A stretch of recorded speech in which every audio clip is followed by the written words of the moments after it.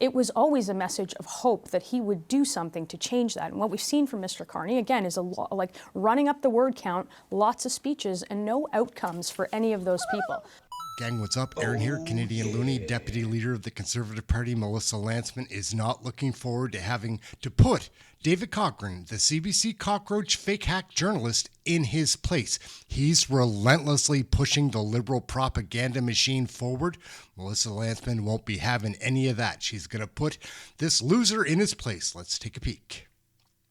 Conservative Party Leader, Melissa Lantsman. Ms. Lantsman, good to see you. Thanks for coming in today. You've agreed to fast-track this motion, even though you criticized it today, saying it won't really help that much, and all of the spending is going to add to inflation. Yeah, well, certainly. Well, you've got almost $12.5 billion of new inflationary debt.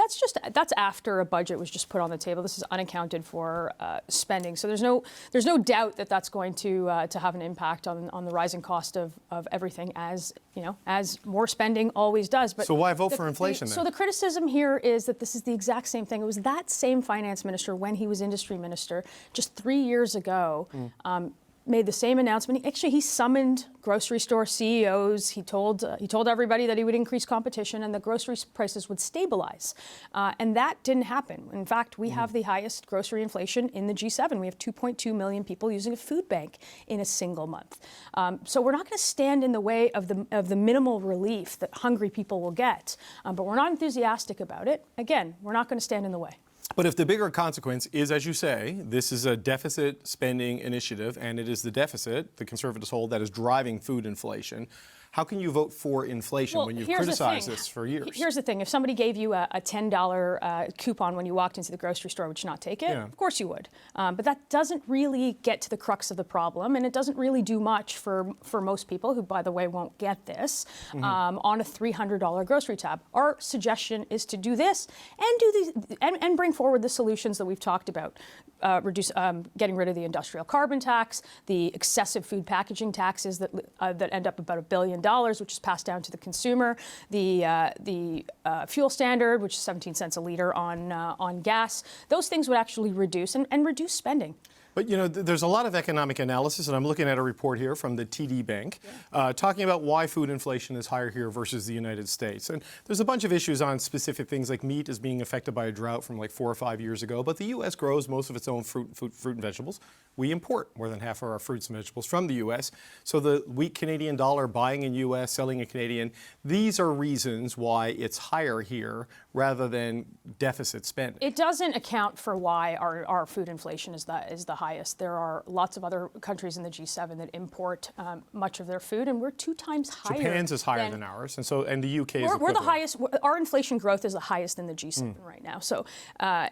It doesn't really account for why we are half, or why ours is double the U.S. Like, we've got enough food to feed ourselves and feed the world. We've got some farmers, we've got smart people. I think we're squandering our potential and our resources, and we want to bring solutions to the table. We've done that. We're going to do that tomorrow again with a motion in the House, and we hope that the government will take some of this and start to look at the factors that will reduce food costs in this country. Right. I mean, the analysis from TD Bank and others, though, is like the blame for the government in food inflation over the past year would be the 25% retaliatory tariffs on the U.S. Those affected things coming in. The currency is a challenge, transportation costs, the concentration of our grocery sector versus the U.S., and the lack of fruit and vegetable production here. This is a minister who, again, summoned those CEOs. They said that they would increase competition. He said that food prices would stabilize by Thanksgiving 3 years ago. Here we are today. He's the finance minister. He's saying the exact same thing, making the exact same announcement. Actually, if you put the announcements sort of side by side with Prime Minister Trudeau and Prime Minister Carney, it almost looks like the same grocery store. No price tags behind them, and almost the same words on a failed policy the first time around. So it seems a big Groundhog Day, if you will, to do it again. But I guess my point is there's a lot of economic analysis that suggests the deficit is not what's causing this, right? Because just the math, like, I'm not going to say an $80 billion deficit is small by any stretch of the imagination. It's 2.5% of GDP. But the comparator you're using on the grocery prices is the U.S. Their deficit is $1.7 trillion, which is 6% of GDP. So if it was straight line from deficit to food prices, America's would be much higher. I never said it was a straight line. And certainly, I think it's one of the factors. And another $12.5 billion after. Quick reminder, gang, smash the like, hit subscribe. We work really hard at this stuff. If you're enjoying watching Melissa Lantsman slam the cockroach David Cochrane, smash that like. Let's get back to the video. After just presenting a budget. So this is unaccounted for cash. We don't know if it's $12 billion more.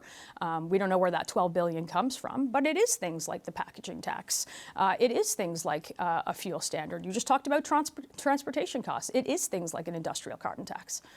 Well, okay. Those things are passed down. There's a lot of carve-outs. The industrial carbon tax, I've talked about this with Mr. Scheer many times. There's many carve-outs in that and exemptions to protect different things. But on this, whether you agree with the policy direction or not, and I take your point, this is new spending outside of the budget. Sure. Now, the $12 billion is over 5 years, but it's still billions in year one. You're willing to cooperate on that. It's actually higher in year one because there's a 50% top up in 1 year. But you're willing to work with them on this. We've just learned that Mr. Poilievre and the Prime Minister will have a meeting at some point this week, and I know the scheduling of that needs to be worked out. There is an agreement of some sort to move ahead on the bail reform legislation, which again you see as kind of a half loaf, but let's not get in the way of it. Oh, we'll take what we can get. Where else are you willing to cooperate with the government? Because on things like the clean fuel standard, industrial carbon pricing, plastics ban, I'm not sure they want to do those things. I think we want to see the Prime Minister put his words into actual outcomes. I think we want to see him approve projects and not just spend more money on a project office that actually hasn't granted any of the approvals, whether that's resources to the West Coast, whether that's approving projects on critical minerals. We'd love to see a tax exemption on the capital gains tax. We'd love to see the things in our Sovereignty Act. And if he has more ideas on those things, we would be willing to work with him as well. We want to work to restore, again, that hope in the country, to make ourselves more resilient, more self-reliant, and instead of talking about sovereignty, do the sovereignty. Right, but you're willing to work with the Liberals on the things the Conservatives ran on in the last election. What is it that they ran on that you're willing to work with them on? They're putting forward the things that we ran on. So sure, we're willing to work with the things. And we wish they went all the way. Crime is another one. We're willing to work with them to expedite bills through the House on additional trade relationships, like with Indonesia. There's lots we'll work with them there. But we're going to stand also as an opposition to the things that we think don't go far enough. 8 million people sent us to Ottawa in terms of numbers of votes, to oppose the government where it makes sense, to work with the government and propose solutions, and then also to expose the things that they're not telling us. So on the bail reform, that is going to probably go through the Justice Committee and get back to the House this week, is my understanding. Yeah, about right? time. But what about... We tried about 14 times before. Well, but there were other issues with the hate legislation that they're bringing in, because of concerns in your party about criminalizing religious speech and scriptures, which the Liberals insist it will not do. But where does that particular piece of legislation go? Because this is something that certain vulnerable groups do want to see movement on. I mean, how do you compromise on that one? Well, we've seen lots of groups come out against it. Criminalizing speech and criminalizing religious scripture isn't going to keep Canadians safe. In fact, restricting freedom isn't going to bring you more freedom. And the very people that I think are putting forward that legislation are going to be the arbiters of what hate is. We were willing to work with the government. In fact, before they made that deal with the Bloc to include this problematic provision, we were going through amendments. It was a bill that we could see going forward on criminalizing the hate marches in our streets, and they decided to make a deal on something entirely different. So we're going to oppose that and hope we get back to a bill that will actually protect communities rather than criminalize. But there's no path forward on that one as well, they've decided right now. We've asked a million times over, and by a million I mean 14 times over, at committee to bring forward the bail legislation. This has been an issue that we've heard about in our communities for years and years and years, where repeat violent offenders are churned out on the street at the cost of victims being re-victimized. So yeah, we want to get that through. And while I don't think it goes necessarily far enough by killing Bill C-75 or C-5, it is a step in the right direction, and it will make sure that repeat violent offenders are behind bars where they belong. Okay, so your leader will meet with the Prime Minister this week, something that can happen because of the 87.4% of the vote that he got on Friday night, right? The resounding endorsement and support from the party. You look at the broader ecosystem, though, right? The Conservative Party, the data would suggest from the vote and public opinion polling, clearly with Mr. Poilievre.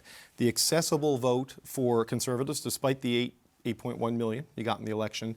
There is a growing challenge there that his own personal negatives are not great, and the gap between him and Mr. Carney is pretty large.